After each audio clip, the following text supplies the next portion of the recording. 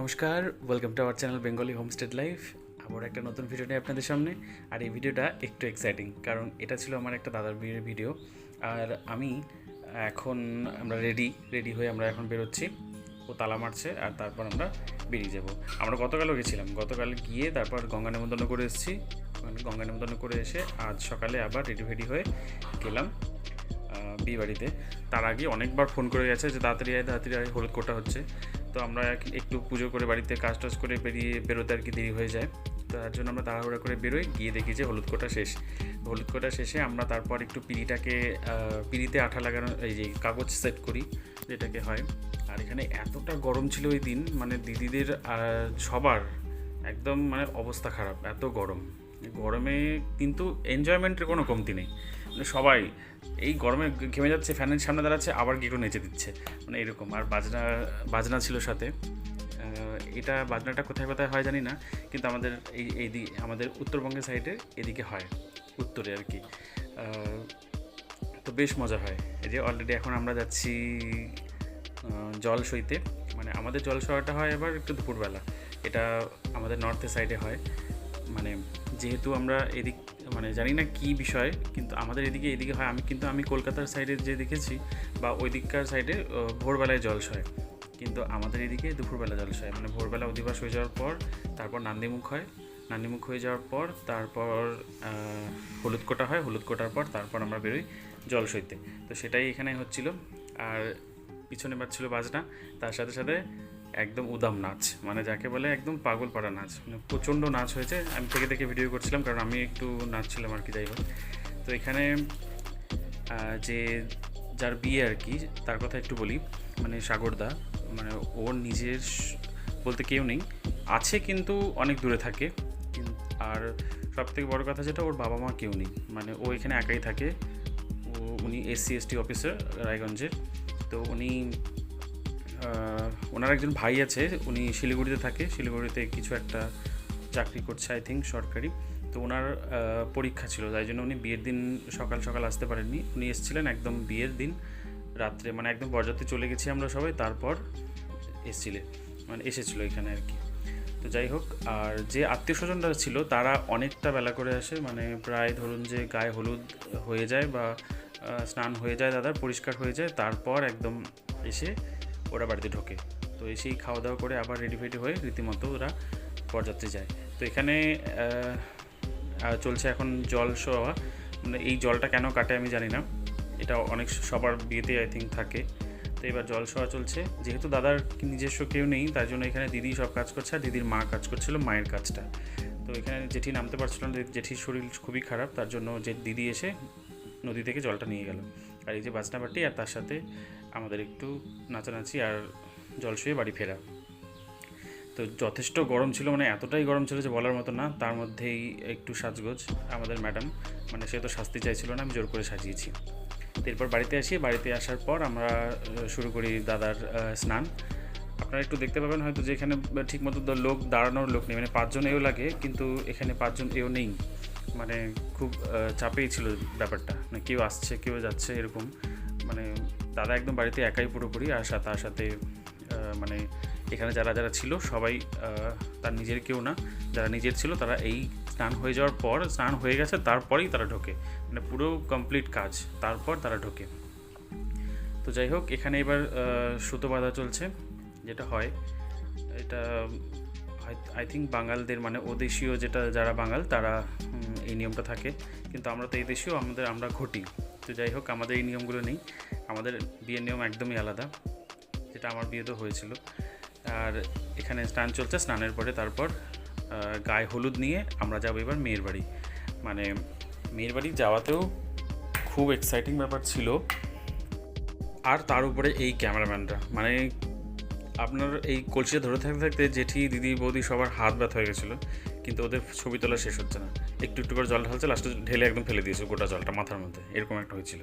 মানে এতক্ষণ ধরে থাকা যায় জ্যাকগে, এটা প্রবলেম। তো তারপর আমরা আসি মেয়ের বাড়িতে।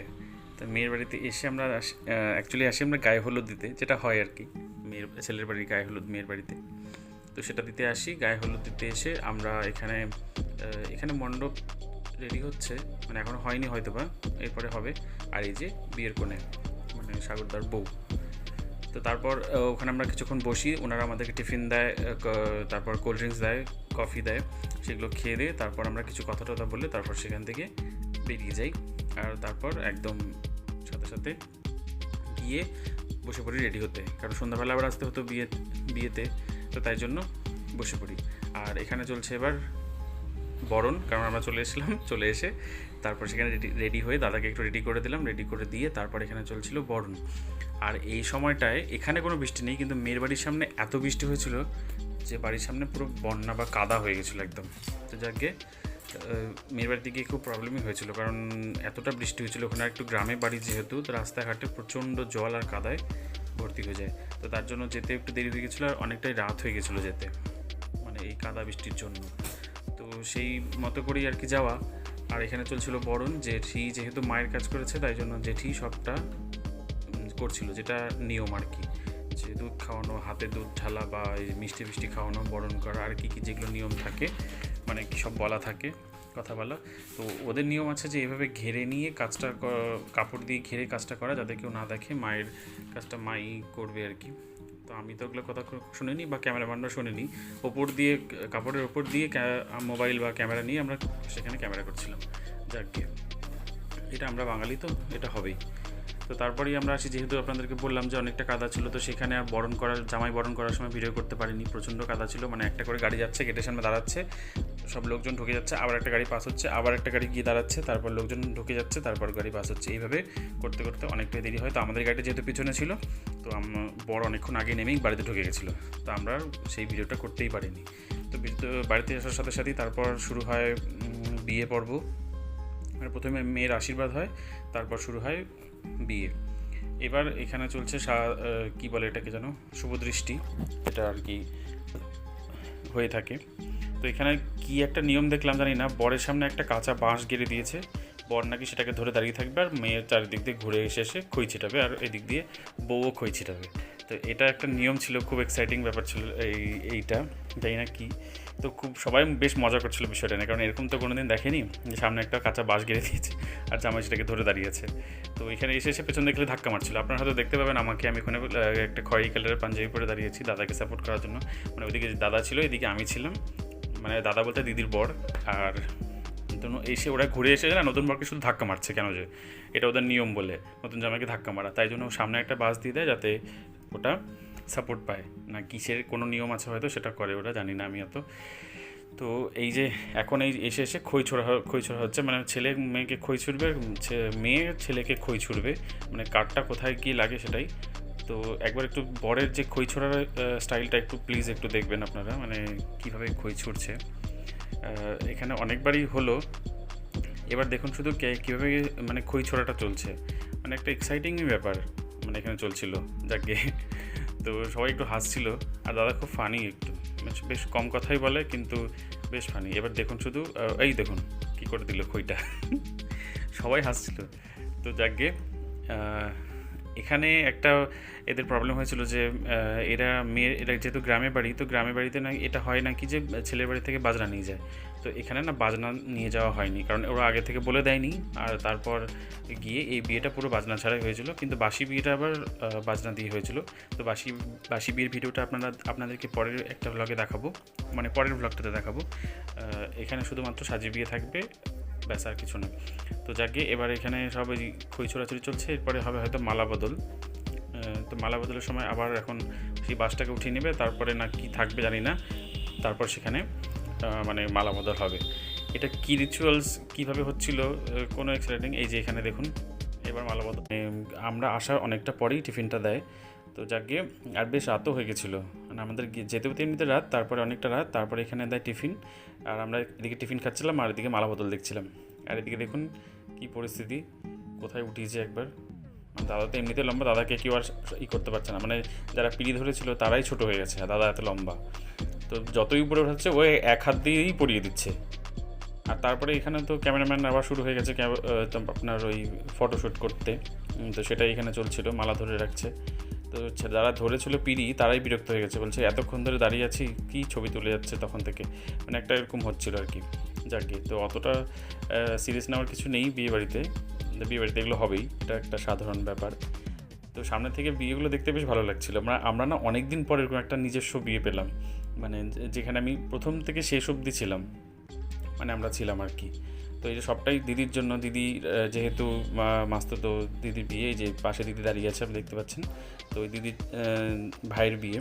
তো ওই সবাইকে এমনভাবে ইনভাইটেড করে, আমরা সবাই এতটা এক্সাইটেড ছিলাম বিয়েটা নিয়ে, তো খুব ভালোভাবে কেটেছে আর বেশ মজাও লেগেছে। আর এখানে জেঠি, আমাদের প্রিয় চিনো জেঠি, মানে জেঠি না থাকলেও আমাদের ভালো লাগে না। মানে আমাদের একটা দিদির বাড়িতে একটা গ্রুপ হয়, যে আপনারা দুর্গাপূজায় দেখেছিলেন, যে এই গ্রুপ না থাকলে আমাদের কারোর মন ভরে না। মানে কেউ না আসলে কারোর একটা মন খারাপ, মানে ও আসলো না কেন, এ আসলো না কেন, এরকম একটা হয়ে যায়।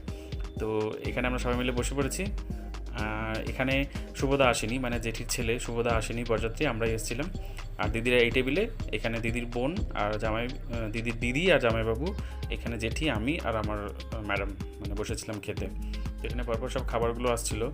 এখানে ডালের যে গ্লাসটা একবার দেখবেন আপনারা, এটা দেখে খুব হাসাহাসি হয়েছিল আমাদের।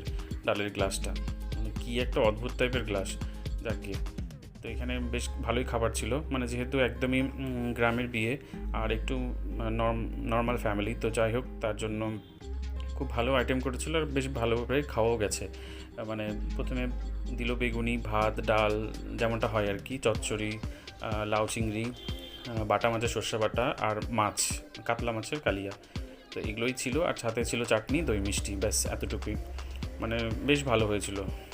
তো যাকে এই ছিল খাওয়া দাওয়া আর এই বিয়েবাড়ি। তো ভিডিওটা কেমন লাগলো অবশ্যই কমেন্টের মাধ্যমে জানাবেন। আমি হয়তো কিছু একটু তাড়াতাড়ি বলতে গিয়ে অনেক কিছু ভুল বলে দিয়েছি, তো সেটা ক্ষমা করে দেবেন আর পাশে থাকবেন। সবাই ভালো থাকবেন, ধন্যবাদ।